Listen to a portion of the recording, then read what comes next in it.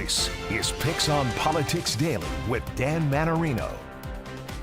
Hi there, I'm Henry Rosoff, and welcome to PIX on Politics Daily. It has been quite a week in the New York City political landscape. The biggest story politically in the country, of course, is little-known Democratic Socialist Queens Assemblyman Zohran Mamdani. He's not so little known anymore. Coming back from just 1% in the polls in February, he has now apparently defeated former Governor Andrew Cuomo, who was the heavy favorite, and he has become the presumptive Democratic nominee for mayor. And in this town, in New York City, that makes him the heavy favorite to actually be the next mayor. It was a stunning development. And then later in the week, we saw Mayor Eric Adams declare as an independent candidate. He's now trying to bring in all of those moderate Democrats who went to support Cuomo, along with independent support, even some Republican support. And we're off to the races in the general election. I actually had the privilege of going one-on-one with Assemblyman Mamdani. Just a couple of days after his big election win. We talked about Mayor Adams entering the race. We talked about accusations he's facing that he would defund the police. And I really drilled down in on if he'd be willing to compromise to get some of his big promises done, like free buses, universal daycare, freezing the rent, if he would be pragmatic in his approach to leading the city. Let's take a listen to our conversation. Mr. Mamdani, thanks for taking a moment to join us. Thank you so much for having me. So on to the general election. You're the presumptive Democratic nominee. So Mayor Eric Adams made his declaration today. He said it was a contest between someone who believes in handouts, he's talking about you, and someone who believes in a hand up, he's talking about himself. What do you make of that? You know, from the beginning of this campaign, I've said that I was running to defeat Eric Adams' second term. And there were many months where that was something carried by Andrew Cuomo, and now it's back to the original architect. And this is a mayor that has exacerbated a cost of living crisis for New Yorkers across the 5 boroughs. And I'm excited about the opportunity to remind New Yorkers that I'm running against the man who raised the rent for more than 2 million of them, the man who raised water bills to the highest they've been in 13 years, who supported Con Edison when they wanted to increase gas and electric rates by $65 a month. And my campaign is firmly focused on making the most expensive city in the United States of America affordable. If I had to bottom line some of the concern we've seen out there since you became the presumptive nominee, it's how can this 33-year-old Democratic Socialist making these big promises actually run the city? So a couple of quick questions on that. Please. First of all, the governor says she's not raising taxes to pay for your agenda. If you don't get more revenue, which items can you still do immediately? So to be clear, freezing the rent is something that requires no revenue from the state. It's been done 3 times before in the previous mayoral administration, but ultimately, in the same way that raising taxes on billionaires and corporations are currently described as a non-starter, our campaign was described as a non-starter many months ago. And what we've done is build a movement, the likes of which has very little precedent here in our city, and that's the very movement that's going to deliver us this agenda. But let's try to get a sense of what it looks like when you're in there as mayor. Let's, for example, say you want to make all the buses free. You go to Albany, you engage with the MTA, you engage with the city council, and the consensus is, Mayor Mamdani, we can give you half the buses free right now. Is that the sort of deal we could expect you to make? Ultimately, I'm looking to deliver for New Yorkers. I am wedded to the outcomes more than any kind of ideology, and those outcomes is delivering affordability. And when I think about the state legislature, when I think about the city council, and even the MTA, who have told me time and again when I've been in a state assembly member, is that if you find the money, we'll do the thing. And ultimately, $700 million is both significant and also has to be understood in the context of a $113 billion budget, a $252 billion state budget, and I'm confident we're going to get there. But what I'm drilling in on is, are you willing to compromise? Not your values, but them saying, we got to do it this way. Is that a conversation you're willing to have? Absolutely, because I know what it is that I'm fighting for, and also there are many different partnerships we have to build, and delivering something in its infancy is better than delivering nothing at all. My belief, I would just say, is that we will deliver these exact things. And I've also shown an ability to compromise as the state legislator when I was fighting to make all buses free and we won a free bus pilot, where we made 5 bus routes free across New York City. And it showed us the exact results that have been driving our push to do it for every bus. What about universal childcare? Just for your context, you're talking to the dad of a 5-year-old and a 3-year-old right now, so I'm pretty familiar with the ins and outs and the costs. How quickly could you get universal childcare up and running? I think the first focus is to ensure that we are actually running our universal pre-K and 3K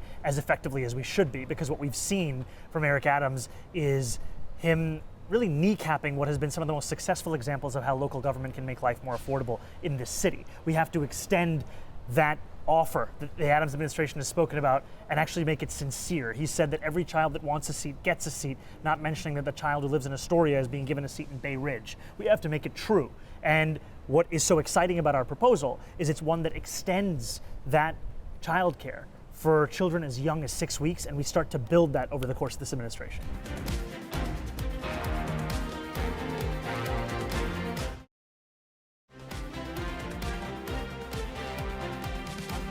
Let's talk a little bit about keeping the city safe, because I feel like that's the other major concern. People describe you as a defund the police guy. Fair or unfair, that's how they describe you right now. So let's ask the ultimate defund question that I could find, honestly. We're at about 33,500 cops right now. City's budgeted to 35,000 cops.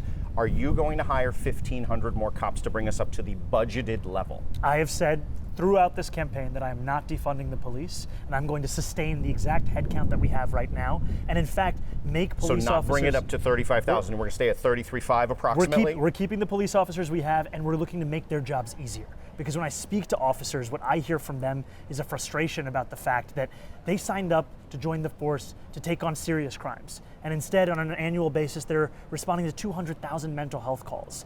They are unable to respond to the same crimes we categorize in CompStat because we're asking them to do the work of social workers and mental health professionals. And as much as we talk about a head count, we're ignoring the fact that every month we lose 200 officers. We lose them, a leading reason being forced overtime. And this overtime is something that makes it difficult for police officers to have any kind of quality of life because they don't know when they're going home. And part of that is because we're asking them to do so many more jobs than they should be doing, which is focusing on these serious crimes. And diving into your Department of Community Safety, which is a big part of what we were just talking about, yes. Doing the other jobs. If you put the outreach workers down there, if you put the social workers down there, and we see crime rise, will you also put more cops down there? Ultimately, I am confident of the fact that the Department of Community Safety, it's not just something that is right, it's something that has been proven, evidence-based across the country, and that we will see crime not only drop, but also so much of what makes New Yorkers feel unsafe in the subway system isn't even being categorized as crime. It's near experiences. It's moments where they feel a precarity in their life as they move through that platform. We need to ensure that we are bringing homeless New Yorkers and New Yorkers experiencing mental health crises out of our subway system, connecting them with long-term care and actually responding to that as opposed to just trying to push them out of our view. As you know, I'm the PIX 11 poll guy, the numbers guy. I joke with you about crosstabs throughout this campaign, but as you're digesting the data from your election, what is interesting to you? What stands out to you about your coalition? You know, ultimately that we have gone far beyond the neighborhoods you'd consider just to be progressive. We have won in the very neighborhoods that Donald Trump won in.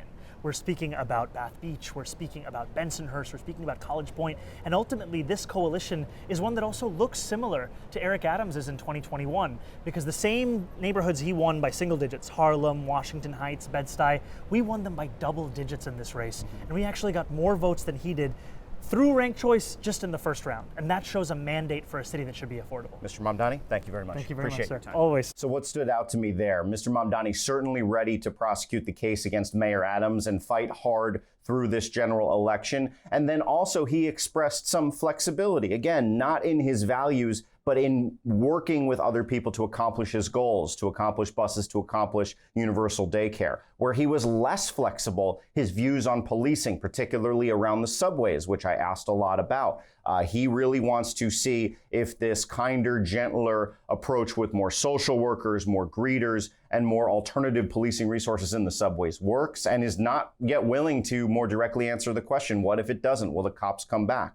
He also will not expand the police force. And there was actually quite a bit of consensus in the Democratic primary on this, that specific number I mentioned, 35,000. Most of the candidates acknowledging Mr. Cuomo, Mr. Lander, Mr. Stringer, and so on, said we need to be at that policing level. Mr. Mamdani says he's content to let the NYPD kind of live about 1,500 officers fewer and seem to use those resources other places to address other forms of public safety. And I know that Mayor Adams is already zeroing in on those themes and coming after Mamdani, not just for being a Democratic socialist, but for how he would handle policing. In fact, my colleague Dan Mannarino, speaking with Mayor Adams just after he declared this independent run, that'll be on our big PIX on Politics show. I'll also be an analyst on that show. You'll see a little bit of that interview you just saw right there. So go on and check that out. It airs at 6:30 tonight, Friday, and it'll have a re-air on Sunday morning.